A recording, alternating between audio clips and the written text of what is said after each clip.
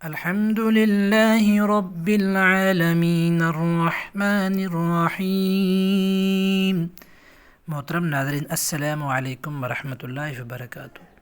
آج ہم بات کریں گے سورۃ الفاتحہ کے بارے میں، جس میں ہمارے لیے ہدایت، رحمت اور دلوں کا سکون۔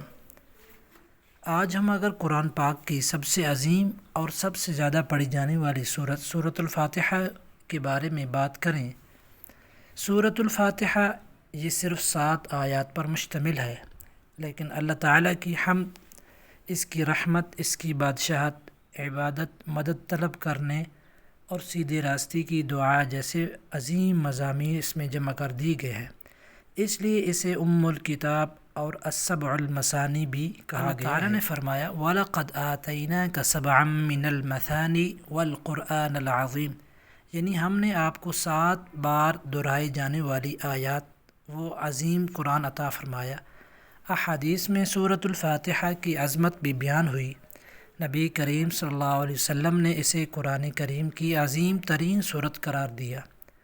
ہم ہر فرض نماز کے ہر رکعت میں سورۃ الفاتحہ پڑھتے ہیں۔ اس سے اندازہ کیا جا سکتا ہے کہ ہماری روزمرہ عبادت میں اس سورت کی کتنی بڑی اہمیت ہے۔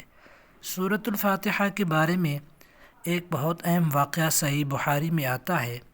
صحابہ کرام رضوان اللہ علیہم اجمعین کے ایک گروہ کے پاس ایک قبیلے کے سردار کو بچھو نے ڈس لیا۔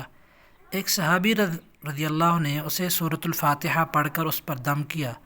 اللہ تعالیٰ نے اسے شفا عطا فرمائی۔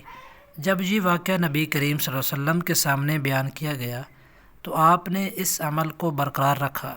اس سے معلوم ہوتا ہے کہ سورۃ الفاتحہ اللہ تعالیٰ کی حکم سے یہ رقیہ یعنی دم اور شفا کے لیے پڑھی جا سکتی ہے۔ ایک بات ہمیشہ یاد رکھیں، شفا دینے والا صرف اللہ تعالیٰ ہے۔ سورۃ الفاتحہ بذات خود مستقل طور پر شفا دینے والی نہیں، بلکہ قرآن اللہ تعالیٰ کا کلام ہے اور شفا اللہ تعالیٰ ہی کی عطا کردہ ہے۔ بیماری کی صورت میں دعا اور قرآن کی تلاوت کے ساتھ مناسب طبی علاج بھی ضرور اختیار کرنا چاہیے۔ اگر کوئی شخص بیمار ہو تو اللہ تعالیٰ سے شفا کی دعا کرتے ہوئے سورۃ الفاتحہ پڑھ سکتا ہے، اپنے اوپر دم کر سکتا ہے، دل میں یہ یقین ہو کہ یا اللہ شفا تیرے ہی ہاتھ میں ہے، میں تیرے کلام کے ذریعے تجھ سے شفا طلب کرتا ہوں۔ سورۃ الفاتحہ اطمینان، امید اور اللہ تعالیٰ سے تعلق مضبوط کرنے کا ذریعہ بنتی ہے۔ لہذا سورۃ الفاتحہ کو صرف نماز کی ایک صورت سمجھ کر نہ پڑھیں، بلکہ اس کے لیے معانی پر غور کریں۔ یہ ہمیں سکھاتی ہے کہ حمد صرف اللہ تعالیٰ کے لیے ہے، مدد صرف اللہ تعالیٰ سے مانگنی ہے اور سیدھا راستہ بھی اسی سے طلب کرنا ہے۔ اللہ تعالیٰ ہمیں قرآن کریم سے سچی محبت عطا فرمائے، سورۃ الفاتحہ کو سمجھ کر پڑھنے کی توفیق دے اور تمام بیماروں کو اپنے فضل و کرم سے کامل شفا عطا فرمائے، آمین یا رب العالمین۔